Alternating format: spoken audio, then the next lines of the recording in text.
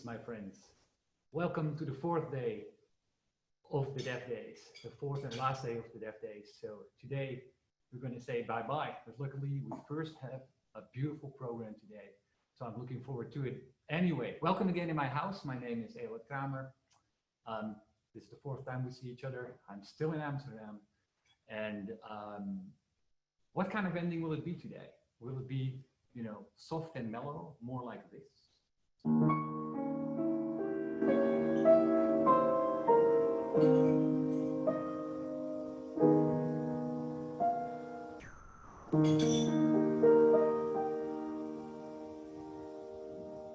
Or will we end with a bang, a more Chopin-esque?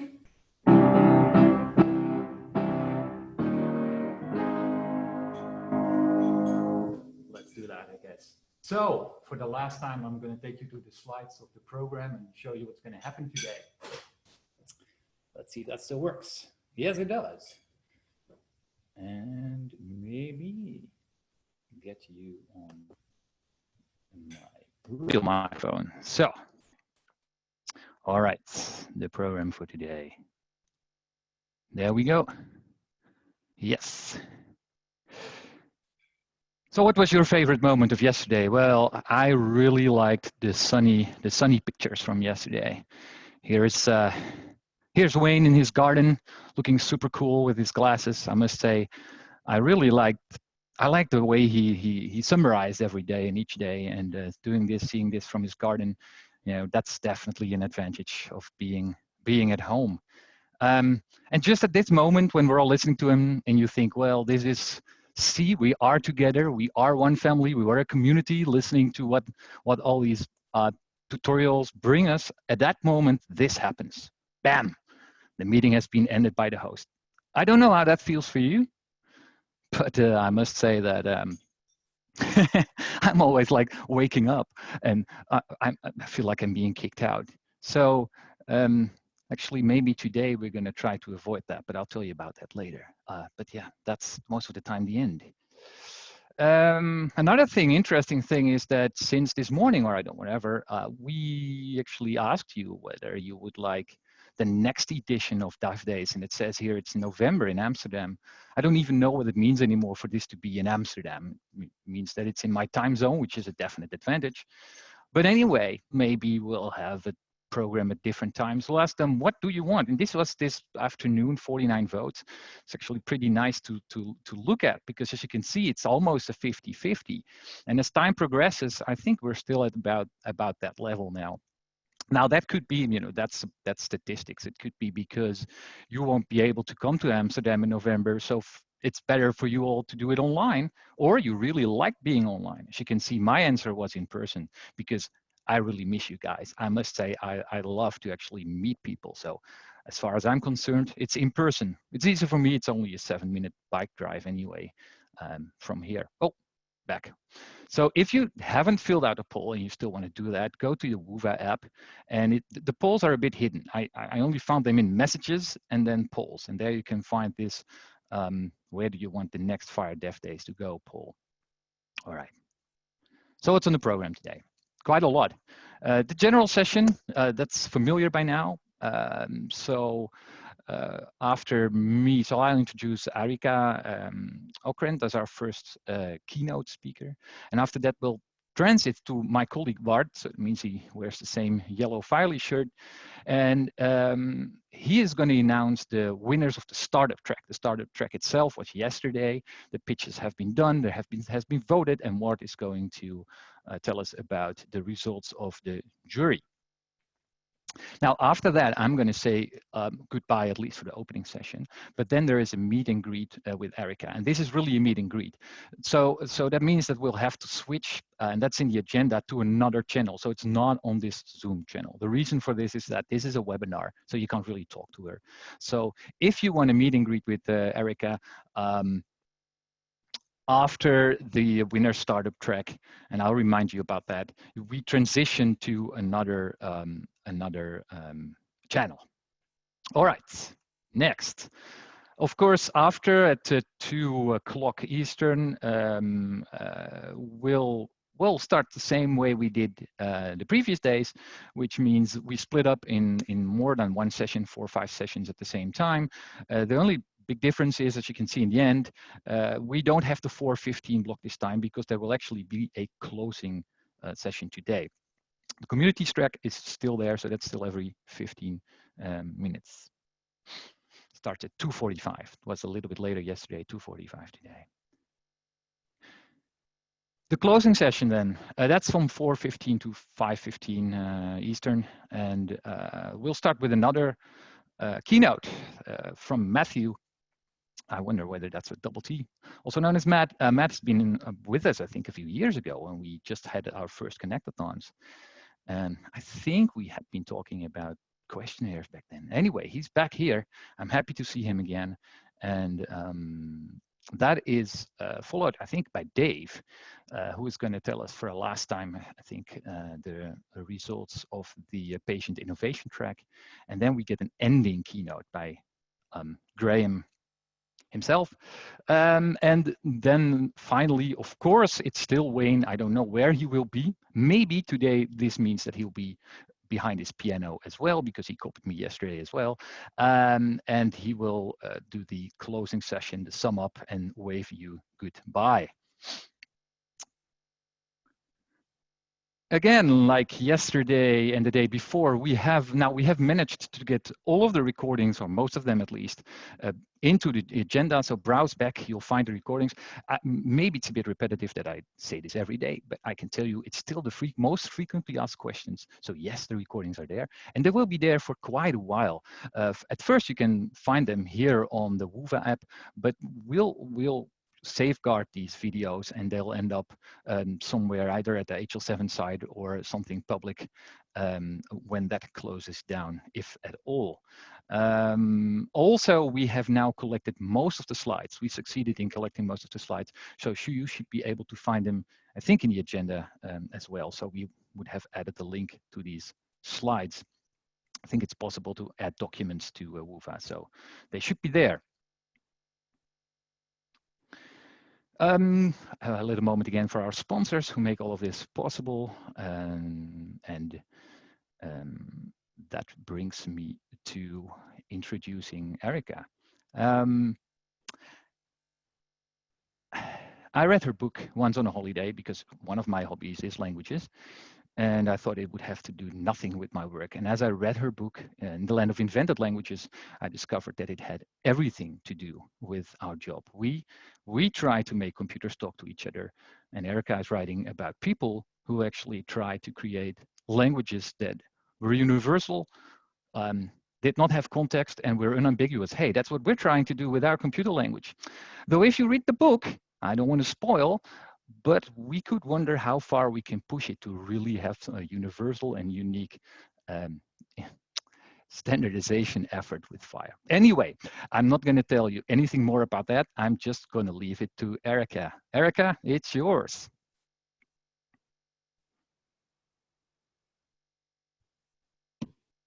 All right, hello from Chicago. I want to thank you for inviting me to do this. It's really nice when something you've done in your field that might be considered somewhat esoteric or out there turns out to be actually interesting or useful to someone in a completely different field. So I appreciate that. Now, let's start this. Share screen.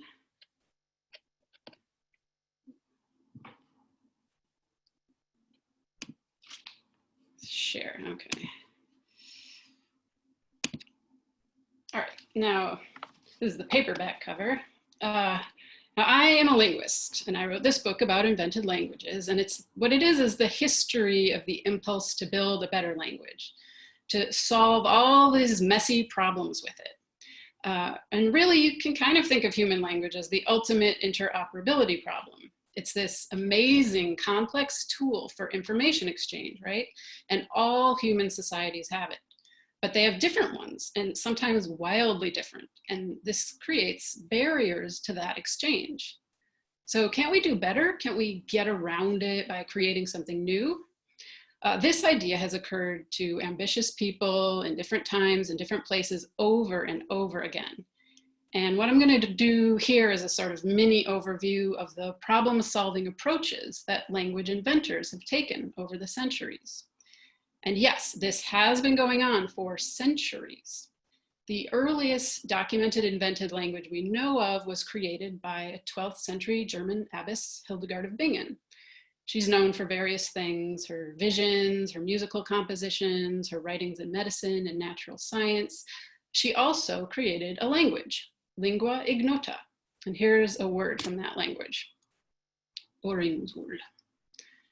Now, what does this mean? Earwax.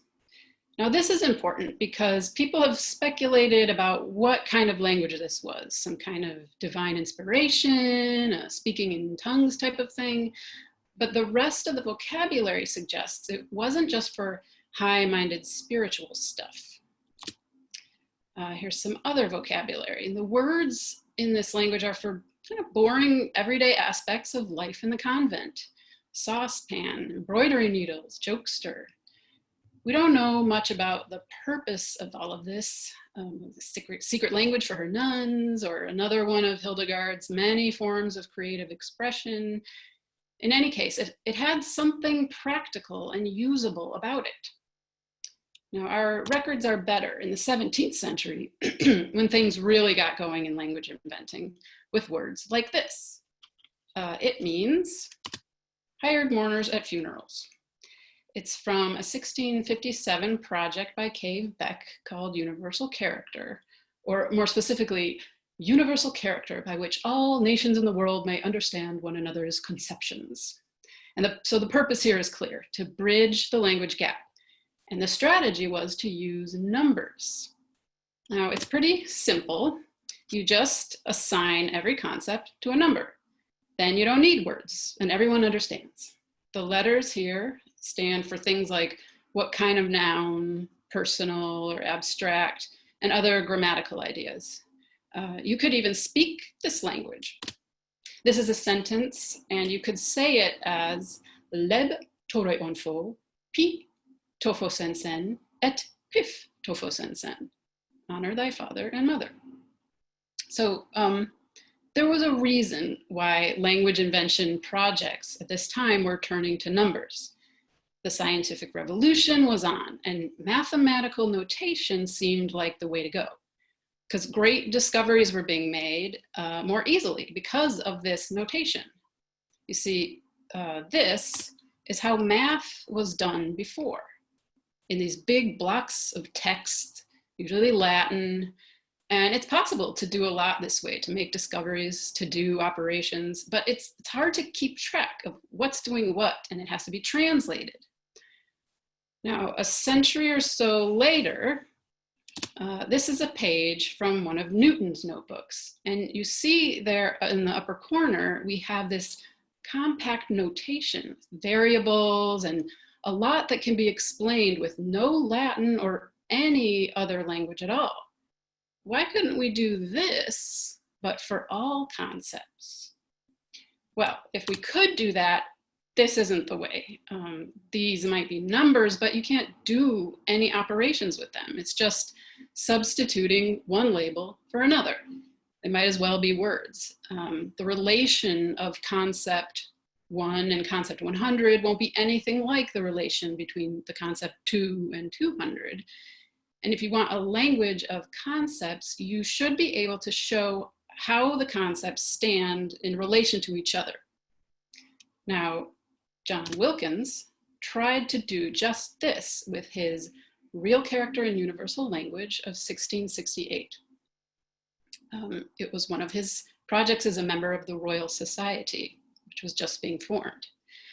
And here's a word from that, sepos. And this time, every bit of this word stands in relation to the meaning. So to know what it means, you start with the first 2 letters. Here are the categories of all the concepts in the universe. We've got stones, leaves, shrubs, fish, manners, diseases. So up in the top right corner, there we have the CE that it starts with. We see it's a type of action. It's a motion, okay? So now, to get to the next letters in the word, we need to expand the categories that are under these categories. So this slide is a little hard to read, but that's the complexity of the universe for you. This is just the branch under that P in sepos. To get to the rest of it, we go down the tree. So if you start at the top, it's a motion of purgation. If you go off to the left there, you get to sneezing. It's a motion of purgation of the vaporous and windy variety from the head downward, from the head, that's sneezing. And you can do the same for belching, farting, sweating, spitting, coughing, blowing the nose. You go down the right side, you get to sepos, which takes us to dunging, a motion of purgation of the serous and watery variety from the consistent and gross parts from the guts downward. This is basically the word for shit in Wilkins language. What are you gonna look up when you get a new dictionary? Now, this language is an amazing feat. This map of the universe he created is 600 pages, and it has remarkable coverage of all kinds of concepts. And they aren't just listed and labeled, they actually stand in relation to each other. Wilkins realized that to create a language of concepts rather than words, you had to start by first figuring out how the universe was organized, right? No problem. But he actually tried to do it. But in the end, the language he created was unusable. Categories shift, and they're also a matter of perspective. And we are very lucky that we can communicate without knowing the order of the universe. So Wilkins' work was not useful for human communication, but that doesn't mean it wasn't useful. It did end up forming the basis for the thesaurus. Now, for another 200 years, people kept trying this kind of approach, though none put in as much work as Wilkins had. There was sol re sol, which is based on the musical scale, do, re, mi, fa, sol, la, ti, do. And this could be sung or played on the violin. And you see in this sentence, words for food and drink, like beer or pastry, for example, they all started with do, si. They're being categorized in certain ways, in similar types of ways. And this language had a bit of success as a parlor trick, but it didn't go any further. There were also attempts like this one by James Ruggles, that it went overboard in trying to compose meanings out of little parts, to cram as much as you could in. And here what we see, this dangerous attraction of this kind of approach. The inventors stop thinking about how a person would use it and what they would use it for. The point becomes to just make the most systematic system. And you can do that. And then you end up with something like this, and it's systematic for what? Now, this approach changed in the 19th century. The world was changing in a way that made the quest for some kind of common language less philosophical and more practical. Great empires were breaking up, and often along exactly language lines. The steam engine let more people travel farther. The telegraph let people communicate quickly over distances. And a new language invention strategy emerged. Don't try to drill all the way down to concepts in the order of the universe. Just use the material you already have. The biggest success with this strategy was Esperanto, invented by Ludwig Zamenhof in 1887. What it did was take common word roots that most Europeans already had some basic familiarity with and made them work in a more regular, predictable way. Here's the first person present tense for a few verbs, and you can probably guess what they mean. Mi amas, I love. Mi estas, I am. Mi parolas, I speak. Mi dankas, I think. Mi havas, I have. There's no irregulars. The word always ends in as if it's present tense. no matter the person, I, you, we, they, and so on. So this approach actually worked. People learned this language and spoke it, and they still do. It's the most successful invented language of all time, but it's not successful because it had the best engineering. There were hundreds of Esperanto-type languages proposed around this turn of the century. But Esperanto succeeded because it also made a movement of true believers. It had this message of world peace and international cooperation that attracted people who then found each other and used the language to do things they liked to do together. Esperanto also had pretty minimal engineering. You could learn some vocabulary and some word endings and just go from there. You could kind of hang it on the sentence structure of your own language and still get by. It had room to evolve, and it was flexible. You weren't bound to this very strict set of rules. People developed habits as they used it together, and those became not exactly rules, but the typical way to do it. It also developed a somewhat eccentric reputation and a type of political orientation. So in Esperanto land, you could find your fellow nudists or spiritists or anarchists. And by the middle of the 20th century, the rest of the culture had kind of stopped taking language invention seriously. Also, English had by then become the de facto international language anyway. Did that mean people just gave up the hope of reforming language? No, because the projects kept on coming. Loglan, an idea for a language based on the principles of logic, was published in Scientific American in 1960. It was supposed to be a scientific test of a scientific idea that was much discussed at the time. Does the language you speak shape the way you think? So the question was, would learning this logic language make you think more logically? Well, this experiment never took place. The language itself took decades to develop and ended up in this acrimonious split between Loglan and its offshoot, Lojban. It turns out that speaking in logic is extremely difficult to do, and there are dedicated Lojbanists who try, but it's hard to imagine anyone being able to teach the average Joe experimental subjects to do it. Now, how does this work? Take a simple seeming word like and. There are many different words for and in Lojban, all of them logically distinct. So if you want to say, John and Alice carry the piano, you have to be careful about what your and is doing there.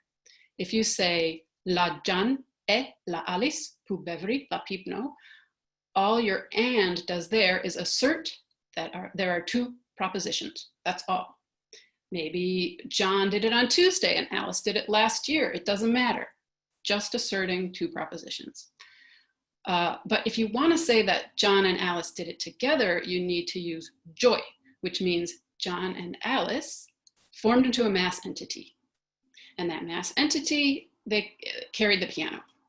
So when you speak logic, you have to monitor your ands and ors and pretty much everything else in a way that makes it almost impossible to speak. It kind of feels like having to know the order of the universe all over again. So all these centuries of trying to build a better language seem to show that you can make a language extremely systematic and based on something essential about meaning, but nobody will speak it. If you make a very easy to learn version of what we basically already do, people might speak it if they have some other motivation for it. But that's not quite true. You can also make a language that's extremely difficult to learn, but people will still speak if they have some other motivation, like Klingon. And this was invented by a linguist, Mark Okrent, who is no relation as far as we know, although our last names are the same Polish name, but in different Americanized spellings. So probably a distant cousin. Unlike Esperanto, it's not simple or familiar. It has irregularities and complicated grammar and difficult to produce sounds, but what can you say? People still want to do it. Here's an example of the way that it's difficult, the challenge that it presents. So here's a famous line from Hamlet in the Klingon original. Tach, pach, tach, be, dach, mu, plek, vam, vikernish. To be or not to be. It would be continue or continue not. This is negation is handled with a verb ending. Dach, mutlik, vam, vikernish. Now, this sentence, this, so mutleg, sentence, vam, this, so determiners are handled as a noun ending. Vikelnish, we have the prefix vi, which tells you that it's a first person subject and a third person object, I, it, and then the verb in the middle, consider, and then nish is a ending, a verb ending that introduces the concept of need. So there's a lot of these grammatical prefixes and suffixes to learn and rules for how to place them and how they change in certain situations. So it's not just subbing in harsh sounding guttural words into English sentences. The entire structure of the sentence is different. And it takes a lot of study and practice to get used to, but people do it. And then they do projects with it. They translate Hamlet into it. And it's a really good, interesting translation. It takes a lot of study and practice. But why do they do this? So not to communicate across borders or think more logically or discover the nature of the universe. It doesn't solve any problem at all with language, except for satisfying this idiosyncratic creative impulse. Now, J.R. Tolkien knew all about this. The languages he created weren't meant to be spoken by anyone at all. They simply satisfied his personal vision of what a language should be. He made them in the way that was pleasing to his language feel. The current era of language invention follows this type of impulse. The only problem to be addressed is a creative one. What would I like to see in a language? Let's make it.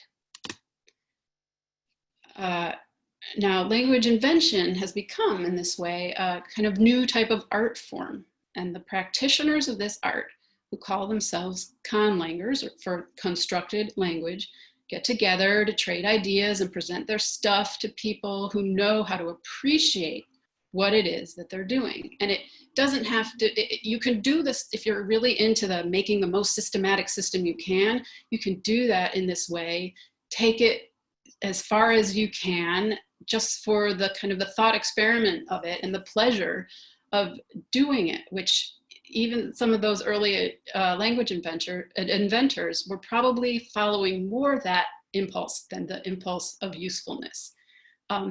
It's kind of cool to play and do cool things with language and try things out and see how far you can take them. And sometimes people doing this, what they create is successful in the wider culture as well. The Game of Thrones languages were created by someone in the conling community. They held a contest to who could make, among themselves, for who could make the best language. They, in their own group, evaluated with their own knowledge what they thought was best, and then presented that to the producers of the show who used it in the show. So where does all of this leave the quest to tame language, to engineer out its flaws and create something better? Has that battle been lost? Well, yes, language just won't be tamed. And we have seen two main approaches to try to do this. You could drill down to the base of what meaning is and try to create new parts to build with in order to make it perfect. Or you can start from what people already do and make it good enough. And if it's also flexible enough, it might work. Language is not just a tool for information exchange. It's also a social tool for signifying group membership and forming bonds and for forming ideas that aren't fully there yet, for play. And that might have been what Hildegard of Bingen was up to. It's what the Esperantists are up to and the dedicated Lojbanists and the Klingon speakers. If you want to build a better language, you have to let go of perfection and give it over to someone who will actually use it. All right, thank you very much. I guess I'll switch over to the next thing.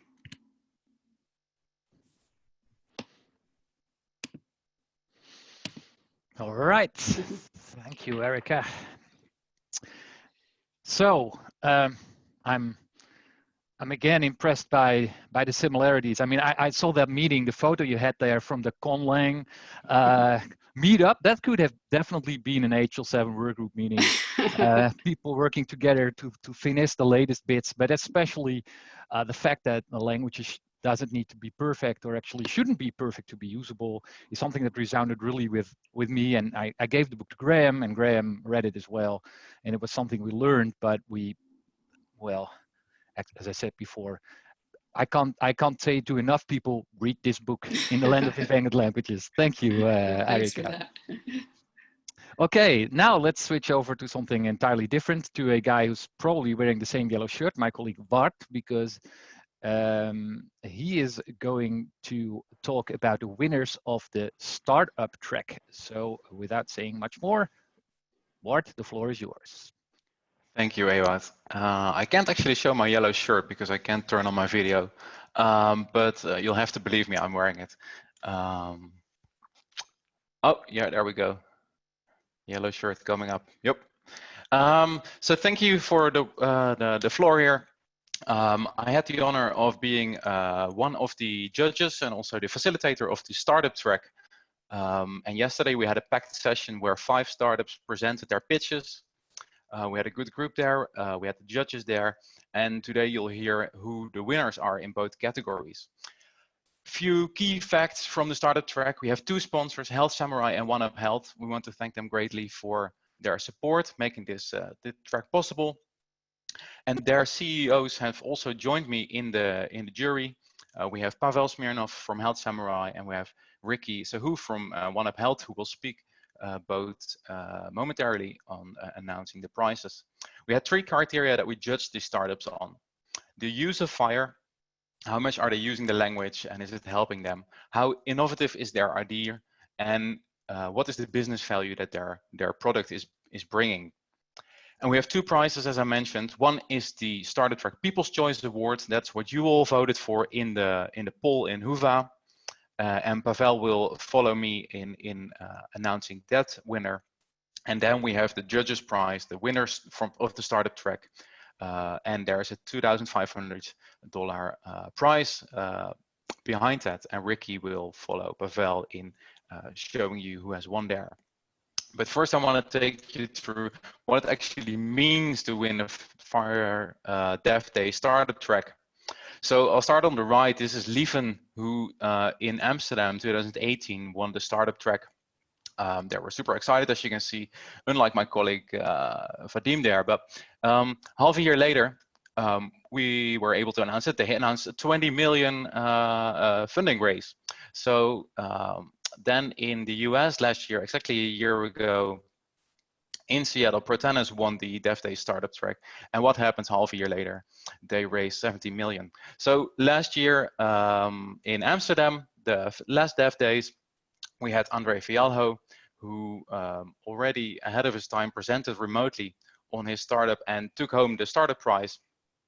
And I just spoke to him yesterday, and he's doing great. It helped him greatly in raising trust from his customers, and they're ready to sign one of the largest payers in the Netherlands for their product.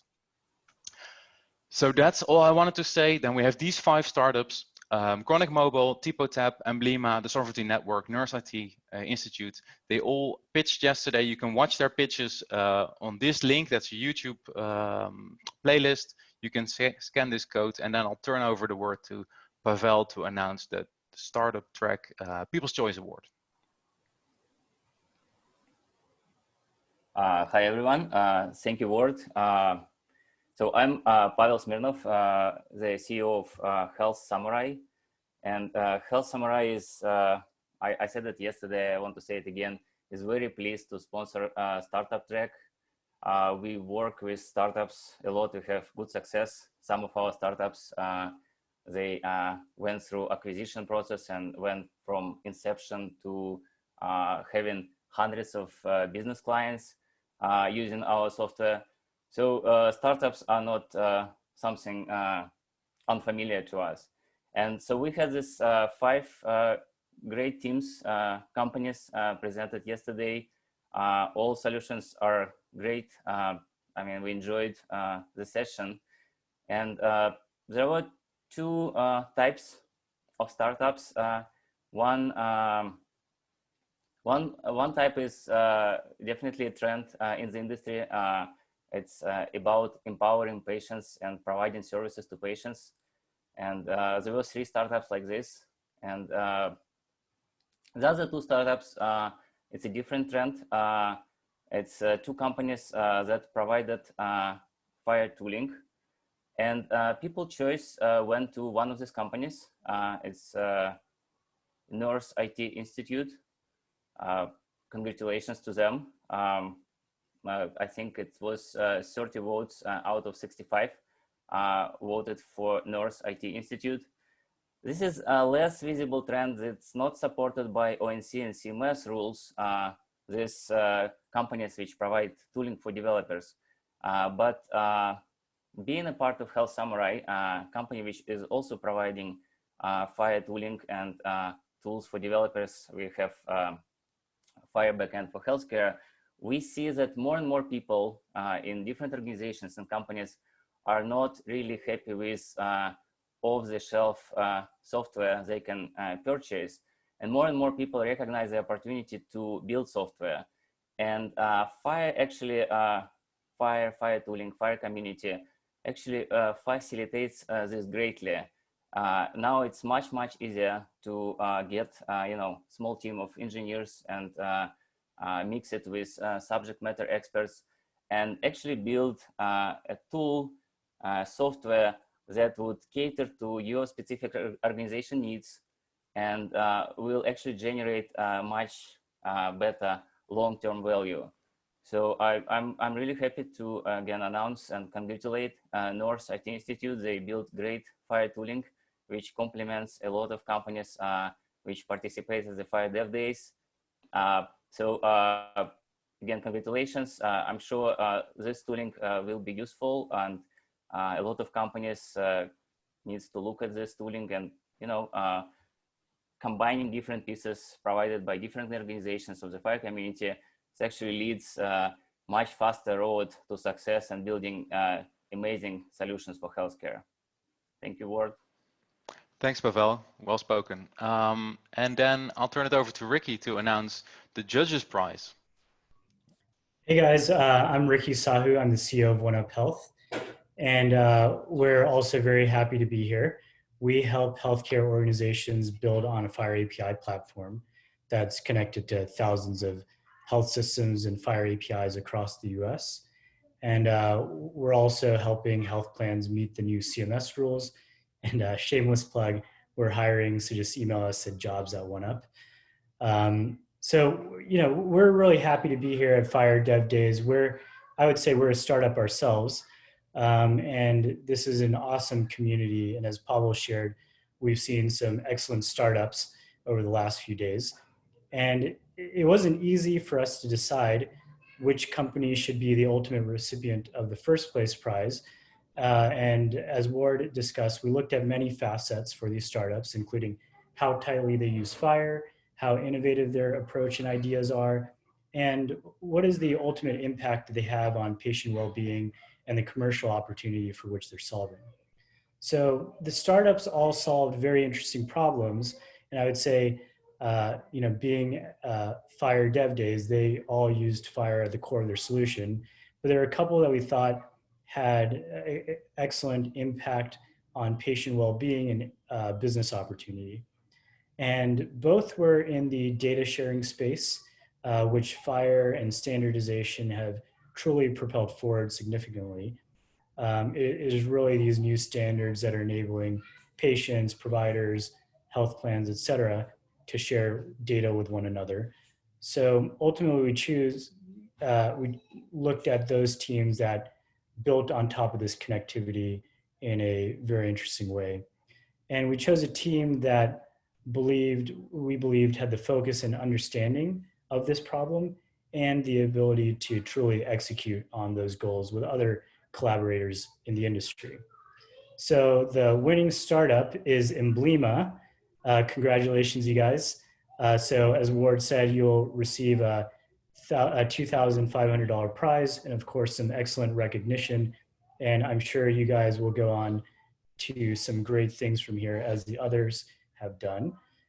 We think that patient recruitments, clinical trials, and the data to support these will greatly improve treatment and medication discovery.